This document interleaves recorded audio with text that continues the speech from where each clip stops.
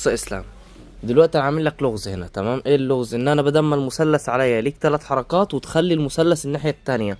يعني بدل ما هو 1 2 3 تخلي 4، تخلي هنا 4 3 2 1. يعني المثلث ده تعكسه بس ب3 حركات.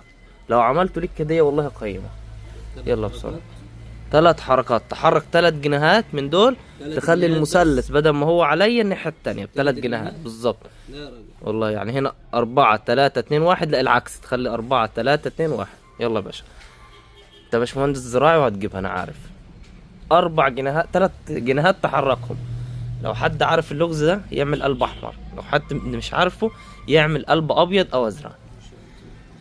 الناس اللي عارفاها تحط قلب ايه احمر. 3 جنيهات بس تحركهم يا جماعة. الناس اللي عارفة اللغز ده تحط قلب احمر عشان نعرف ان هي اذكياء. مين الذكي اللي فيكو؟